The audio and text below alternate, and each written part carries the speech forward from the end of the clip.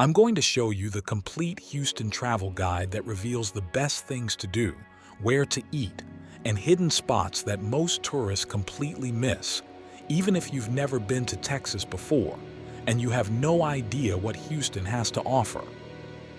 Whether you're worried that Houston is just boring highways and strip malls, that there's nothing interesting to see, or that you'll waste your time at overrated tourist spots, I've got you covered. By the end of this video, you'll have the perfect itinerary to experience the real Houston like a local. Alright, so here's the deal. I'm breaking down Houston into the best experiences across food, culture, and some seriously cool hidden spots. Now, you might be wondering, how do you tackle a city this massive? Well, let me show you exactly how.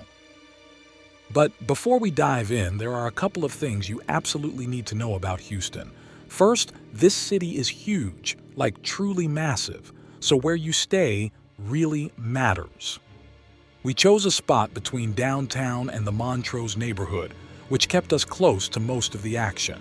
And here's the most important tip. You're gonna need to rent a car. Houston is super spread out, and while the roads can be a little crazy with construction and potholes, it's really your only option to get around efficiently. Second thing, the weather. If you're coming between late May and early November, be prepared to feel like you're in a swamp. It is hot and humid. We're talking covered in sweat by the end of every day. Winter gets chilly though, and early spring is probably the ideal time to visit. We came at the end of May and summer was already in full swing. Okay, now let's get into the good stuff. Texas is known for one thing above all else, barbecue. And Houston, it does not disappoint. We started at Blood Brothers BBQ, which recently earned a Michelin Bib Gourmand Award. Yeah, they serve all the classics you'd expect, but it's their fusion flavors that really set them apart. We're talking brisket chiffon, pastrami banh mi with garlic aioli, and pork belly burnt ends tossed in house-made dressings. The deep-fried bao bun stuffed with char siu pork belly? Incredible. And when we saw sweet and sour fried ribs on the menu, we had to try them. It falls right off the bone and it's absolutely decadent. After all that food, we needed to walk it off. So we headed to the Water Wall in Uptown, one of Houston's most photographed tourist attractions. It's this 64-foot tall semicircle that pumps out 11,000 gallons of water per minute. It's impressive, but fair warning, it gets crowded. Expect to wait if you want that iconic photo without anyone else in it. Now, here's where Houston starts to surprise you. We headed to Buffalo Bayou Park, this massive 160-acre green space just west of downtown. It's got trails, a skate park, concerts. It's where locals go to escape the concrete jungle. And buried beneath the park is one of the city's coolest hidden gems that most tourists have no idea exists. But more on that in a second.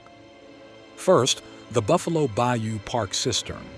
This thing was originally built in 1926 as a drinking water source, but the city outgrew it and shut it down in 2007.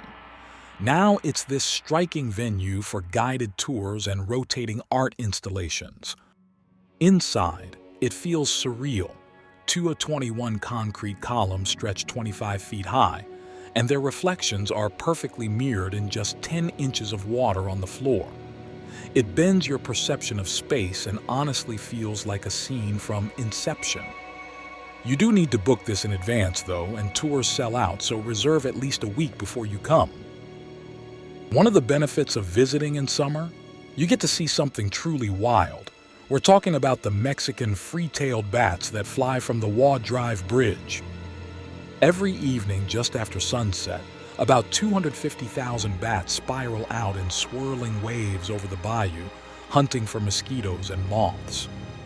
We took a bayou boat tour to see them from the water, and it was honestly one of the rarest wildlife moments we've seen in our travels.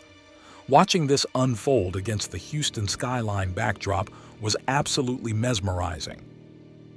Just one ask: leave the drones at home. The noise scares the bats and ruins the experience for everyone. For dinner, we headed to the Post HTX, one of the coolest new additions to downtown. This massive reimagined post office has been transformed into this awesome mixed-use space with a food court that has everything. We got birria ramen from Taco Fuego and traditional West African curry from Chop and Block. You could come here every day and try something new. It's perfect if you've got a group because there are so many options. Most mornings we kept breakfast simple, just coffee and a light pastry to save room for the food marathon later. One of our favorite coffee spots was Kafita, this Ethiopian coffee shop where lattes are infused with house-made spice blends. The coffee there was truly the best we had on the trip.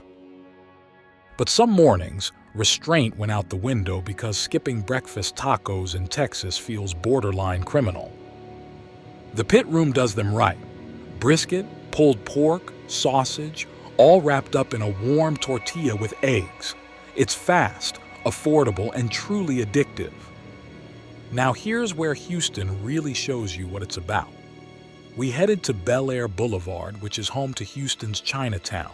It's mostly strip malls, not super beautiful or iconic, but it's home to some of the best restaurants and it's a great representation of how diverse Houston really is.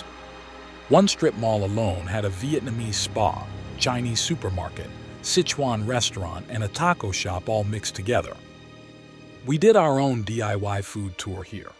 Our first stop was Mala, a newly recommended Michelin restaurant serving amazing Sichuan food.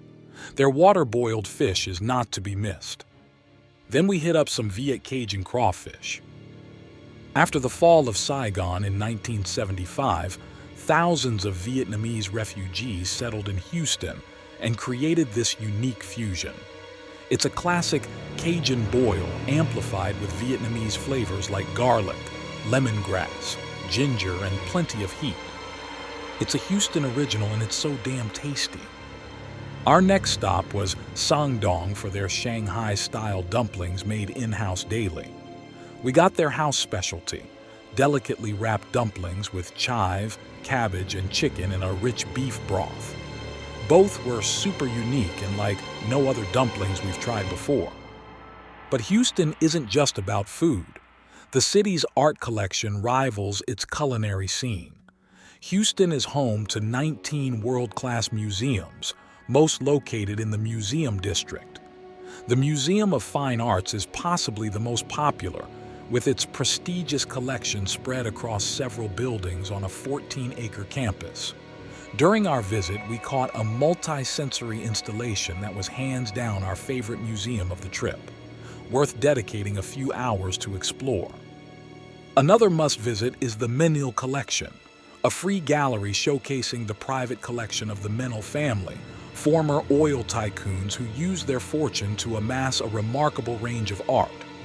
It's open Wednesday through Sunday. Now, Houston's casual mom-and-pop restaurants are its heart and soul, but the city also brings serious heat when it comes to fine dining. We snagged a reservation at Blue Dorn, a Gulf Coast meets French-inspired restaurant in Montrose. Every plate we ordered, from smoked oysters to stuffed squash blossoms to the dry-aged burger, was truly exceptional. And if you want to finish a perfect night off in Houston, you gotta visit a honky-tonk.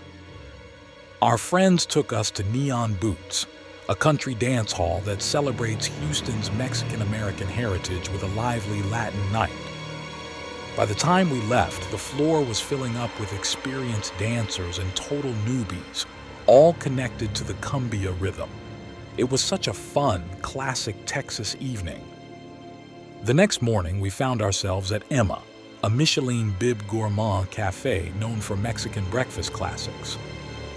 We waited about 45 minutes to get in, but it was worth it. Their chilaquiles? Best breakfast invention ever. Super crisp tortilla covered in red or green sauce with brisket, crema, red onion, and cilantro. Unbelievably stuffed, we rolled ourselves back to the Post to check out its rooftop sky lawn, a 5-acre park with killer skyline views. There's even a 1-acre urban farm up here run by the Blackwood Educational Land Institute. It's the largest rooftop farm in Texas and one of the biggest in the world, built to achieve a closed-loop food system with 0 miles from farm to fork. We also hit up Ninfa's on Navigation, the original Tex-Mex spot in Houston. Super iconic, been there forever. The fajitas are what they're known for. It's definitely not authentic Mexican like you'd get south of the border, but it is iconically Tex-Mex. Herman Park is another fantastic green space. It's massive, has a huge public golf course, free Japanese gardens, trails, and it's home to the zoo. It's also at the base of the museum district, so you can easily hit the Museum of Fine Arts or the Natural History Museum, which is supposed to be excellent. And look, there's no way we were visiting Texas without getting barbecue every chance we got. This was our 3rd barbecue stop on the trip, and there were still so many more we could have tried. We went to Truth Barbecue. Brisket is what they're known for, but we came specifically for the pork ribs, which are more traditional Texas style. Look at that smoke ring. You should always try it without barbecue sauce first to know if it's good to begin with. And trust me, it was good to begin with. And there you have it. Houston is way more than highways and humidity. It's a cultural powerhouse with world-class food, incredible art, and experiences you won't find anywhere else. If this guide opened your eyes to what Houston really has to offer, hit that subscribe button for more travel guides just like this one. But hey, if you think Houston surprised you with its incredible food scene and hidden cultural gems, wait till you see what nature has in store at Yosemite National Park. I'm talking towering waterfalls, massive granite cliffs, and some of the most breathtaking views you'll ever see in your life. Click here right now to watch my Yosemite National Park travel guide and discover the best things to do, where to stay, and insider tips that'll make your trip absolutely unforgettable.